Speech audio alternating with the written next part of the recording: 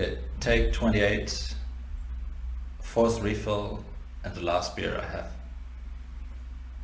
Who knew it was so difficult to record a video? 35 years in the Wildewan. That's quite a long time. It's at least 22 years that we missed out on at Butcher's Tears. And yet, we don't have that feeling. We loved every second and every sip of it. Thank you, Simon. Thank you, Elsbeth.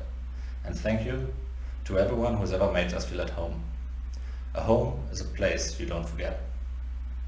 So we're even more grateful that Simon asked us to put a little package together, package of beers, and to record this video, an alternative history of Butcher's Tears.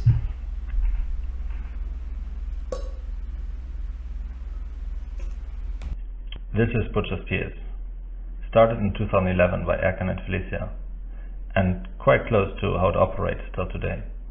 A small brewery with quite a specific idea of what beer is and can be. Our first beer was Greencap, a pale ale modeled and inspired by the classic IPAs from Burton-on-Trent. Dry, bitter, floral, herbal, citrusy, something fresh, but something that you also can revisit. We set up the brewery in Amsterdam South, using a classic British brewing design. Direct flame, single infusions and open fermenters. And these open fermenters are the heart of our brewery. We have a single yeast culture, a house culture which we repitch from batch to batch. A house culture which has gone through quite a few decades, possibly even centuries, of British brewing, and that we are carrying forward. A flavor that is changing and that we are changing with. These are our open fermenters. We harvest the yeast at the highest point of fermentation, store it and repitch it in the following brew.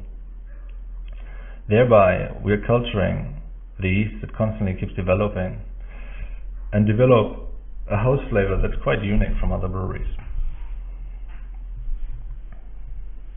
Well, starting breweries is quite expensive, and this malt mill, as historical as it looks, has been with us for quite some time. Every limitation brings with it a new possibility, and that's kind of a merchant property.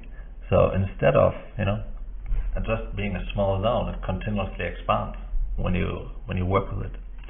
We've always been inspired by the diversity of European brewing cultures. British cask ales, if you go up and down the aisles, Belgium countryside brewing, southern German breweries, Scandinavian farmers malting their own barley, but also then seeing how different these brewing processes and the brewing techniques and the breweries look like, and how they interact with people's life, and then linking or seeing that compared with industrialized style German or Czech lager brewing. So realizing that each of these cultures kind of focuses on like a different element of the flavor, that's always been quite an important aspect of beer for us, and that is something which we take on and carry forward. Like that's the idea where we see kind of continuing this European brewing culture in a progressive way. Like for example, unboiled Scandinavian beers. That's like a technique that you will see historically sometimes in Berliner Weisses, but otherwise it's totally non-existing nowadays. But it creates totally new flavor possibilities that we see rarely explored.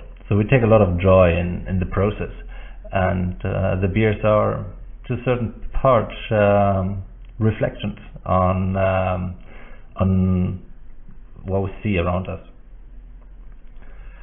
So yeah, for us it's quite a hard time right now because we have 2 bars in Amsterdam, and we're actually mainly selling through them. We don't distribute with any other distributors, but only by ourselves, and we don't really have fantastic bottling facilities. So there's a lot of hassling going on, 5-liter mini kegs of unfiltered Pilsner, and lots of trying just to stay on top of things and get through this moment.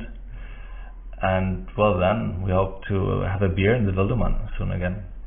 just as the last one, and well, hopefully some gravity casks soon again as well.